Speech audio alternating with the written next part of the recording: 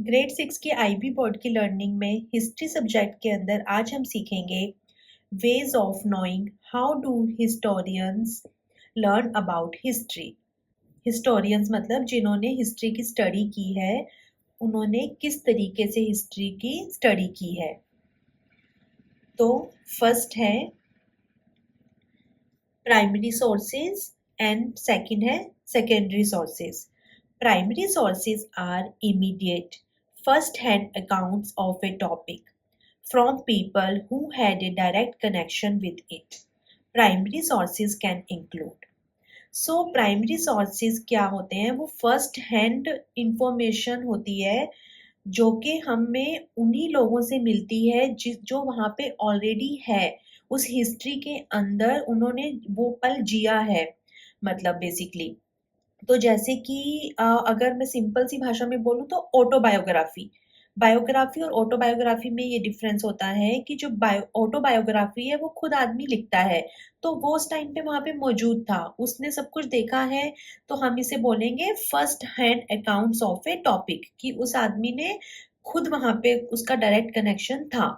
तो basically primary sources are immediate first hand accounts of a topic from the people who had a direct connection with it, जो कि वहाँ पे available था या उसका कोई डायरेक्ट कनेक्शन था उस हिस्ट्री के उस मूवमेंट से जबकि वो घटित हुआ। Primary sources can include text of laws and other original documents.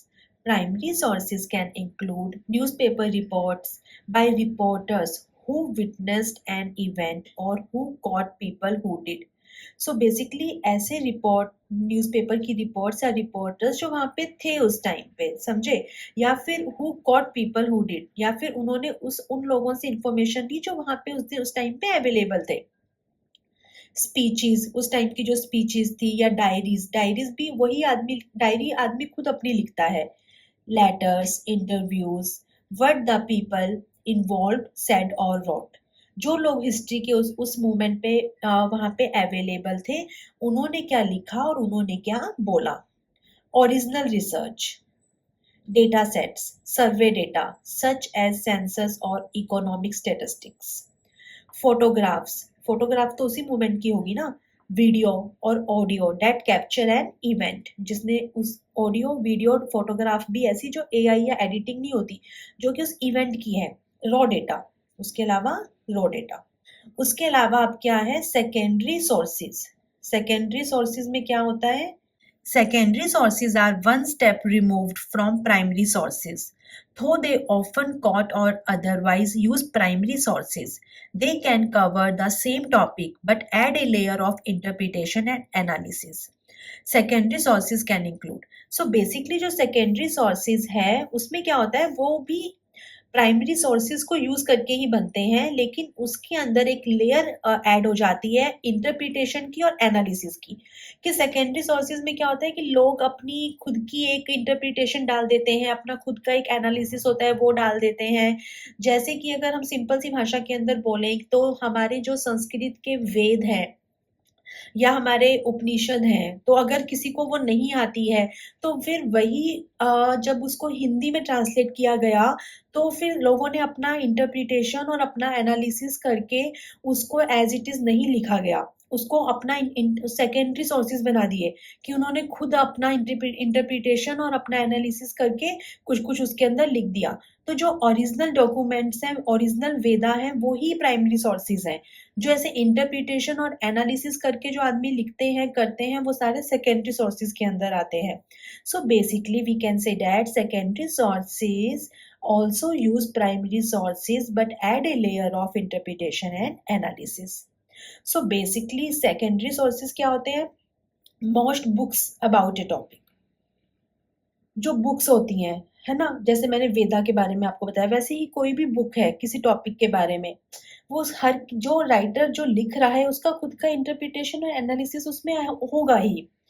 उसके अलावा एनालिसिस और इंटरप्रिटेशन ऑफ डेटा, स्कॉलरली और other articles about A topic specially by people not directly involved, ऐसे लोगों के द्वारा लिखा गया आर्टिकल्स किसी भी टॉपिक के बारे में जो कि वहाँ पे डायरेक्टली इन्वॉल्व नहीं थे। Documentaries, though they often include photos or videos portions that can be considered primary sources. ये लोग ऐसे यूज करते हैं फोटोज या फिर वीडियोस जो प्राइमरी सोर्सेज की तरह कंसीडर होते हैं, क्योंकि मैंने बोला ना यूज तो करते हैं प्राइमरी सोर्सेज को, लेकिन अब क्योंकि डॉक्यूमेंट्रीज है तो खुद अपना इंटरप्रिटेशन और अपना एनालिसिस इसमें ऐड कर देंगे. Now this is the activity कि आपको समझ में आई कि आपको क्या समझ में आया और क्या नहीं. तो to do in your notebook segregate these sources into primary and secondary. आप अपनी नोटबुक निकालो और उसके अंदर लिखो एक तरफ ऐसे, मतलब इस तरह से एक बॉक्स बनाओ और यहाँ पे ऐसे लाइन बनाओ, यहाँ लिखो प्राइमरी सोर्सेज और यहाँ लिखो सेकेंडरी सोर्सेज. प्राइमरी सोर्सेज के अंदर वो लिखो जो प्राइमरी सोर्सेज के अंदर इनमें से आएगा, और सेकेंडरी सोर्सेज में वो लिखो जो सेकेंडरी सोर्सेज में इनमें से आएगा. तो इसको यहाँ पे वीडियो को स्टॉप करके और एक्टिविटी करना स्टार्ट करो. लास्ट के अंदर मैं आपके साथ में आंसर शीट शेयर कर दूंगी कि कौन से प्राइमरी सोर्सेज हैं और कौन से सेकेंडरी सोर्सेज हैं, ताकि आप अपना चेक कर सको.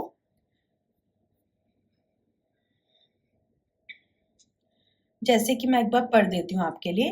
Diaries and personal journals, letters and correspondence, official records and documents, photographs and films, oral histories and interviews, artifacts and material culture, maps and atlases, historical, census records, archaeological finds. Stop करके लिख कर लो ये सारा. उसके बाद में फिर ये भी है, आगे कंटिन्यू हो रहा है जैसे ये वाला भी, ये भी आपको वैसे सेम ही करना है, उसी में लिखना है. Military records, history books and monographs, documentary films and series, academic journals and articles, biographies and historical narratives, text books on history, historical essays and critics, encyclopedias and reference books, historical fiction with accurate historical context, review articles and meta-analysis, theses and dissertations on historical topics, monuments. ये आप कर लो. इसके बाद में मैं आपके साथ में शेयर करती हूँ कि क्या किस में आएगा. Please don't do cheating.